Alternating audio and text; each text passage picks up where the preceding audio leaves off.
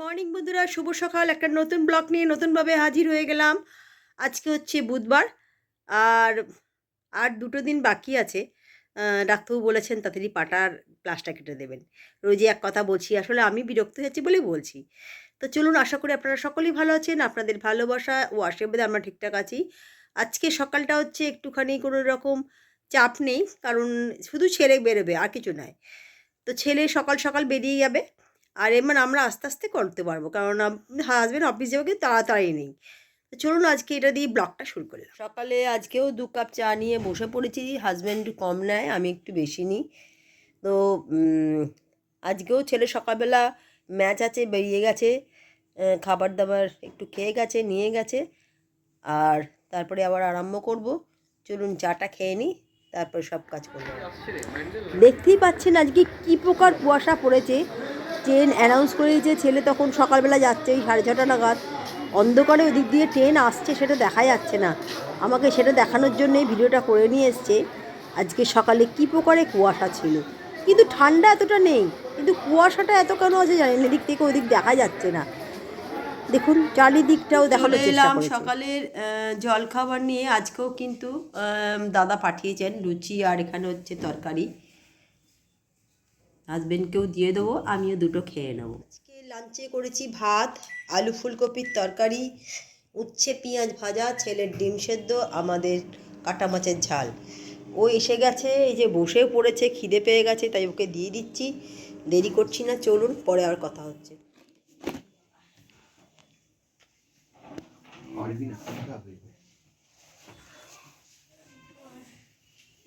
আজকেও রাতে করছি, একটু অল্প চিকেন ছিল, আলু দিয়ে চিকেন দিয়ে মাখো মাখো একটু করে নেবো, রাতের বেলাও হয়ে যাবে।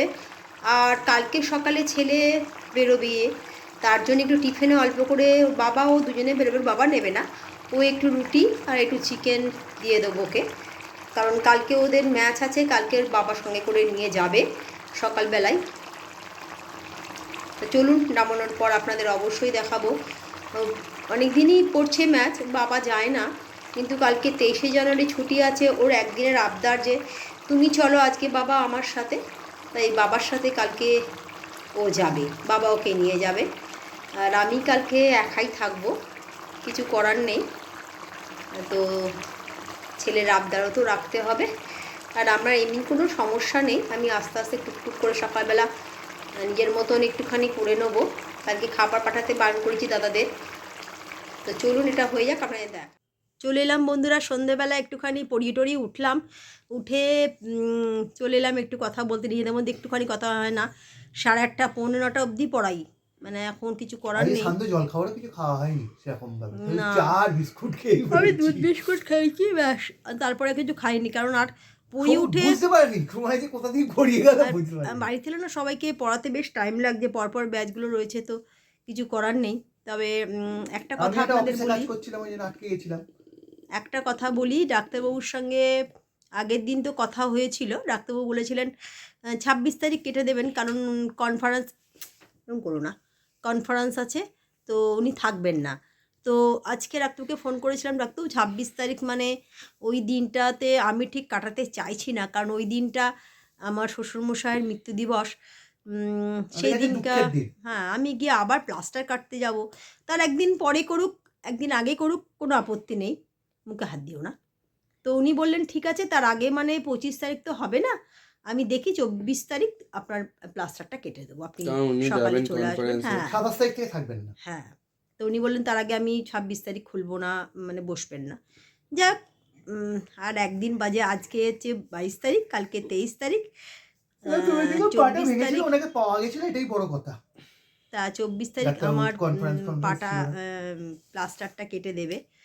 তো একদিকে তো বেশ ভালোই লাগছে যে পাটা খুলে দিলে বেশ রেস্টটা প্রথম বন্ধ দুদিন হয়ে যাবে, যেটা হ্যাঁ, সারাদিন রেস্ট ছিল সকাল থেকে। না, আমি এই রেস্টটা চাইছি না। রেস্ট আমার সারাদিনের মধ্যে যেটুকুনি আমি পাবো সেটুকুনি আমার কাছে ঠিক আছে, কিন্তু প্রত্যেকের স্টুডেন্টরা বাড়ি আসছে, খাওয়া দাওয়া করতে হবে, তাদের বাড়ি থেকে আমাকে দিয়ে যেতে হচ্ছে, তাদেরও প্রচণ্ড চাপ রয়েছে, তাদের বাড়িতে দিয়ে যায়।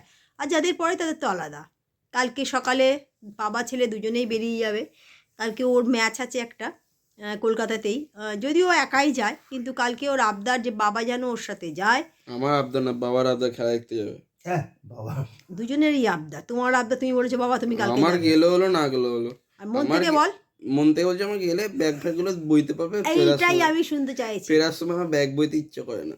সে তো তাও তো বইয়ে নিয়ে আসি আমি। তো কালকের দিনটার বাবা ওর সাথে যায় বলেছে, যদিও একদিন ও নাহলে একদিন বাবা বাড়িতে। আমি যতদিন আমার পা ভাঙা অবস্থায় ছিল, অল্টারনেট করে একজন না একজন ছিল, কিন্তু কালকের দিনটা আমি একাই থাকবো। তো কোনো রকম ভয় নেই, কিছু না, আমি আস্তে সাবধানে আস্তেই থাকবে। করবো, সাবধানেই থাকবো, বি কেয়ারফুলভাবেই থাকবো। সিন পা কাটাবে। ওইটাও খুব আনন্দ। আমাকে সবসময় ভয় দেখাচ্ছে, আর ওটা খুব আনন্দের কাছে ওর কাছে। তো আর একজন এই যে বসে আছে, বলো। কালকে দেখি বাবু কিরকম খেলে। রোজই ওর ইচ্ছে যে বাবা একবার আর যাক, বাবা একবার যাক। একজনই এখন হচ্ছে হাতে ফায়ে কোনো ব্যথা নেই, কেন ওই গাড়ি চালাতে হচ্ছে না, সবসময় বাবু চালাচ্ছে। হ্যাঁ, এখন তো আর আমি গাড়ি চালাচ্ছি না, এখন তো বাবুই চালাচ্ছে। আমাকে পেছনে বসিয়ে নিয়ে বলে তুমি চালাবে না, আমি চালাবো, চল কোনো ব্যাপার নয়, চালা। কিছু গলি ফলি গুনে এখন একটু প্রবলেম হচ্ছে, সেইটাও আমাকে বলছে যে তুই একটু চালিয়ে দে। গলি আমি ধোকাই নি আজকে, গলিতে কেন ওই সামনে কুকুর বসে আছে, সাঁজ যাচ্ছে, আমি ওসবে নেই। এই জন্যই তো আমি বলছিলাম যে আমি বুঝি এইগুলো, ওকে তো এখনো একটু।